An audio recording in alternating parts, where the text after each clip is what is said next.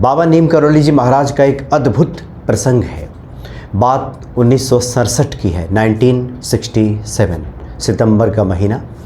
आज का जो प्रयागराज है उन दिनों इलाहाबाद हुआ करता था। तो इलाहाबाद में बाबा जी के एक अनन्य भक्त रहा करते थे, मुकुंद जी। जय सिया राम। सब सुख लहे तुम्हारी सरना, तुम रक्षक काहू को डरना। श्री हनुमान जी को भोग प्रसाद अर्पित करने का अपना विशेष महत्व है। हम श्रद्धा भाव से जो भी अर्पित करते हैं श्री हनुमान जी को, वो ग्रहण करते हैं और अपने भक्तों पर कृपा करते हैं। चाहे उन्हें गुड़ चना का प्रसाद अर्पित किया जाए या फिर उन्हें कुछ मिष्टान फल वगैरह अर्पित किया जाए, या फिर जब हम आटे की रोट बनाते हैं गुड़ के साथ मिला करके वो अर्पित किया जाए, वो तो हनुमान जी ग्रहण करते ही हैं। लेकिन संतों का ये मत है, ये भाव है कि शुद्ध सात्विक तरीके से जो कुछ भी हमारे घर में तैयार हो रहा है और जो कुछ भी भोजन की थाली हमारे सामने आ रहा है ग्रहण करने के लिए, पहले हम क्यों ना हनुमान जी को ही अर्पित कर दें, तो ये प्रसाद बन जाएगा। फिर किसी अलग से भोग की आवश्यकता भी नहीं। हर क्षण जो हमारा है वो हनुमान जी के प्रेम में पक जाएगा और हनुमान जी को समर्पित हो जाएगा, जिसको गोस्वामी तुलसीदास जी कहते हैं कि जपत निरंतर हनुमत वीरा। निरंतर हनुमान जी का सुमिरन चलता रहेगा, निरंतर हम जो ग्रहण करेंगे वही भोग लगा दिया हनुमान जी को, तो क्या कहने। बाबा नीम करौली जी महाराज का एक अद्भुत प्रसंग है। बात 1967 की है, 1967 सितंबर का महीना। आज का जो प्रयागराज है उन दिनों इलाहाबाद हुआ करता था। तो इलाहाबाद में बाबा जी के एक अनन्य भक्त रहा करते थे, मुकुंद जी। और मुकुंद जी का नियम था, कहीं दफ्तर में अच्छे पद पे कर्मचारी थे, तो दफ्तर निकलने के पहले जो उनके पास भोजन आता था वो पहले बाबा नीम करौली जी को भोग लगाया करते थे। जो कुछ भी उनके रसोई में पक कर तैयार होता था, एक थाली में सब परोस करके, और बाबा नीम करौली जी महाराज की जो तस्वीर है जो मंदिर में विराजित किया गया है उनके घर में, वहाँ जा कर के उनको अर्पित कर दिया जाता था। और ये भाव ये रहता था कि बाबा जी ने ग्रहण कर लिया है। आज भी बहुत सारे ऐसे संत हैं जिनके सामने भोजन की थाली आती है तो हनुमान जी को बड़े प्रेम से पहले वो भोग लगाते हैं।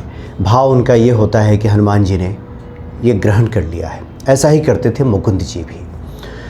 1967 सितंबर के महीने की बात है कि बाबा नीम करौली जी महाराज को वो थाली अर्पित करने के बाद जब वो स्वयं प्रसाद स्वरूप ग्रहण करने के लिए बैठे तो उन्होंने देखा कि दाल में नमक तो है ही नहीं। बड़े नाराज़ हुए अपनी पत्नी पर और कहा कि ये क्या खाना बना दिया है तुमने, बाबा जी को आज तुमने बिना नमक की दाल खिला दी, तनिक भी तुम्हारा ध्यान नहीं रहता है। पत्नी भी न जाने किस मूड में थी, हालांकि बड़े सरल स्वभाव की थी। इस तरह से जवाब देना उनके फितरत में, उनके स्वभाव में था नहीं, लेकिन पता नहीं क्या उनका मूड था उस दिन। कह बैठी कि बाबा जी ने तो ग्रहण कर लिया है, चाहे जैसा भी बना हो खाना, नमक हो ना हो, बाबा जी को हमने प्रेम से खिलाया है, श्रद्धा भाव से खिलाया है, उन्होंने खा लिया है। आपको अगर दिक्कत हो रही है तो बताइए, मैं दाल में नमक मिला देती हूँ। तो बड़े कुढ़ते हुए एक तरह से नाराज़ होकर के मुकुंद जी ने उस भोजन को ग्रहण किया और फिर दफ्तर चले गए। और एक महीने के बाद की ही बात है, बाबा जी इलाहाबाद पधारे, एक भक्त के यहाँ गए हुए थे। तो ये पति पत्नी दोनों उनसे मिलने के लिए उनके घर पहुँचे, उन भक्त के घर जहाँ बाबा जी ठहरे हुए थे।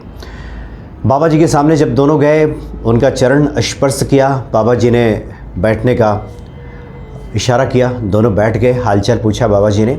और उसके बाद मुकुंद जी की पत्नी से कहा बाबा जी ने थोड़े उलाहना भरे स्वर में कि तुमने तो मुझे बिना नमक वाली दाल खिला दी थी। तो मुकुंद जी ने कहा कि हमने कहा था ना तुमसे कि बाबा सब जानते हैं, बाबा को जो अर्पित किया गया है बिना नमक वाली दाल तुमने खिला दी है, ये ठीक तुमने नहीं किया ना। तो बाबा जी ने रोकते हुए कहा कि नहीं, नमक भले ही नहीं था, लेकिन ये श्रद्धा भाव से इसने खिलाया था, बड़े प्रेम से खिलाया था। इसलिए नमक हो ना हो, स्वाद कैसा भी हो, प्रेम का अगर स्वाद है, उसमें श्रद्धा मिला दी गई है उस भोग प्रसाद में, तो ईश्वर उसे सहर्ष ग्रहण कर लेते हैं। बाबा नीम करौली जी महाराज ने कहा कि हमने तो बड़े छक करके उस भोजन को ग्रहण किया था, भले ही उस दाल में नमक नहीं था, लेकिन प्रेम से दिया हुआ वो भोग प्रसाद था, वो भोजन था, इसलिए हमने ग्रहण कर लिया। तात्पर्य है कि जो लोग भी हनुमान जी को इस फेरे में ना रहें, इस बात में ना रहें कि हमने क्या अर्पित किया है, क्या नहीं किया है, ये कैसे हम अर्पित कर दें, हमारी तो इतनी सामर्थ्य कहाँ। जो कुछ भी प्रेम के साथ अगर श्री हनुमान जी को अर्पित कर दिया जाता है, जिसको गीता में भगवान कृष्ण कहते हैं कि फलम पुष्पम पत्रम तोयम यो में भक्त्या प्रक्षति, जो मेरा भक्त प्रेम से अगर मुझे फल फूल पत्ता जल कुछ भी अर्पित कर देता है, मैं उसे सहर्ष स्वीकार करता हूँ, ग्रहण करता हूँ। बात भाव की है, बात श्रद्धा की है, बात स्वाद की नहीं। उसमें तो स्वाद पैदा हो जाएगा। ईश्वर को अगर हम खुद भोजन ग्रहण करने के पहले अगर ईश्वर को हम वो अर्पित कर दें तो वो भोजन अमृत तुल्य बन जाएगा। वो हमारे लिए पुष्टिवर्धक होगा, हमारे लिए कल्याणकारी होगा, हमें समस्त सुखों को प्रदान करने वाला होगा, हमारे लिए आरोग्यवर्धक बन जाएगा। हमारे तमाम जो बीमारियां हैं हमारे भीतर की जो मानसिक बीमारियां हैं वो सब दूर हो जाएंगी अगर हम पहले श्री हनुमान जी को, जो कुछ भी थाली हमारे सामने आती है, अगर पहले हम श्री हनुमान जी को अर्पित कर देते। तो बाबा जी की बड़ी अद्भुत लीला है, बड़ी अद्भुत महिमा है।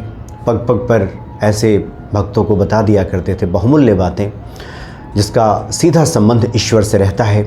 और उन बातों पे व्यक्ति अगर अमल करे तो ईश्वर के काफ़ी नज़दीक खुद को पाता है।